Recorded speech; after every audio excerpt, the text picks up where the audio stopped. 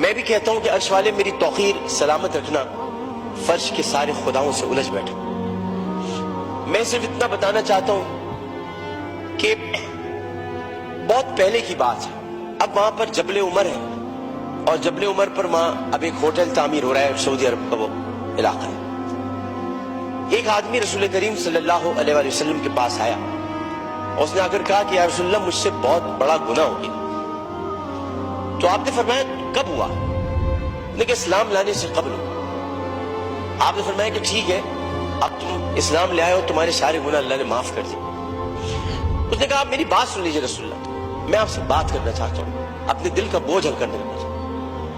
آپ نے کہا کہو تم کیا کہنا چاہتے ہو؟ اس نے کہا یا رسول اللہ میری ایک بچی تھی،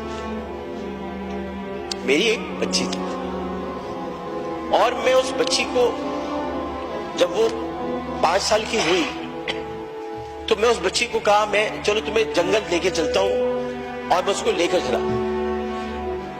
جناب اسپیکر توجہ چاہوں گا، میں اس کو جنگل لے کر چلا۔ اب میں اس لیے لے کر چلا کیونکہ میری عزت پر حرف آ رہا تھا کہ میرے گھر بچی کو پیدا ہوئی۔ نبی کریم بہت غور سے سن رہے تھے، صحیح بخاری اور صحیح مسلم میں اس حدیث کو بیان کیا، ترمذی شریف میں بہت تفصیل کے ساتھ۔ تو انہوں نے بہت توجہ سے سنا، اور آپ کہنے لگا میں جنگل میں لے کے گیا، پھر میں نے ایک گڑھا کھودا۔ گڑھا کھودنے کے بعد میں نے بچی سے کہا اس میں لیٹ جاؤ۔ اچھا جب میں گڑھا کھود رہا تھا تو یا رسول اللہ مجھے ایک بات یاد آئی کہ وہ کھودتے کھودتے مجھے پسینہ آنے لگا، تو اس نے اپنے چھوٹی سی چادر سے میرا پسینہ بھی صاف کیا، اور اس کے بعد میں نے اس بچی کو گڑھے میں ڈال دیا، اور پھر میں نے مٹی ڈالی تو عربی میں اسے مجھ سے کہا، ترجمہ آپ کے سامنے پیش کروں، بابا بابا میں مر جاؤں گی بابا، اور میں نے اس کو مار دیا۔ بہت دیر تک خاموشی حجر رسول میں رہی۔ اس نے دیکھا تو رسول کریم صلی اللہ علیہ وسلم رو رہے تھے، خاتم النبیین، سید المرسلین، شفیع المذنبین، انیس الغریبین، رحمت للعالمین، راحت العاشقین، مراد المشتاقین، شمس العارفین، سراج السالکین، مصباح المقربین، محب الفقراء والغرباء والیتام والمساکین۔ ہمیں سکھاتے ہو، ہم تو ختم نبوت کے محافظ، ہمیں سکھاتے ہو۔ سید الثقلین، نبی الحرمین، امام القبلتین، وسیلتنا فی الدارین، صاحب قاب قوسین، محبوب رب المشرقین ورب المغربین، جد الحسن والحسین، مولانا مولا الثقلین، ابی القاسم محمد بن عبداللہ۔ پر درمیان میں نہ بولو، حدیث کے درمیان نہیں بولو۔ اس کے بعد نبی کریم صلی اللہ علیہ وسلم نے یہ کیا کہ ان کے زارو قطار آنسو بہنے لگے، اور انہوں نے کہا کہ قسم اس پروردگار کی جس کے قبضے میں محمد کی جان ہے صلی اللہ علیہ وسلم، اگر تو اسلام نہ لاتا تو میں تجھے سر عام سب کے سامنے تیری گردن اڑاتا۔ یعنی مطلب یہ ہوا کہ نبی کریم نے بہت پہلے بتا دیا تھا کہ بچیوں کے ساتھ ظلم کرنے والوں کو سر عام ان کی گردن کاٹی جائے گی۔ یہ اصول متعین کر دیا تھا محمد مصطفیٰ،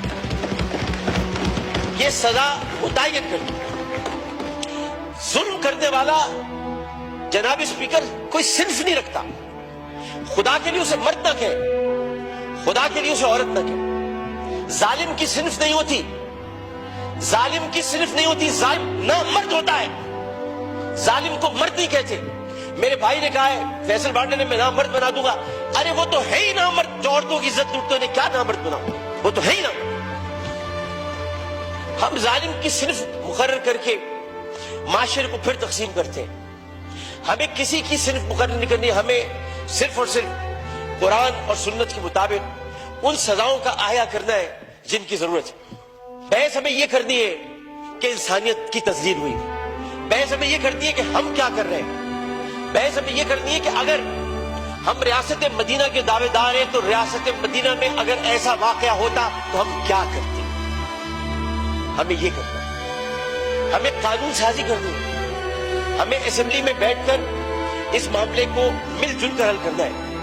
جبکہ قرآن کہتا ہے ان الصفا والمروہ من شعائر اللہ، جب اللہ نے 2 پہاڑوں کو مروہ اور صفا کو عزت دے دی تو پھر ان کی عزت کیوں نہ اتاری جائے، جنہوں نے پہاڑوں کے نام پر عزت دینے والے پروردگار کی پیدا کی ہوئی مروہ کو بے عزتی کے ساتھ اس کی عصمت دری کی، ان کی عزت کیوں نہ اچھالی جائے، ان کی گردن کیوں نہ کاٹی جائے، ان کو سر عام پھانسی کیوں نہ دی جائے۔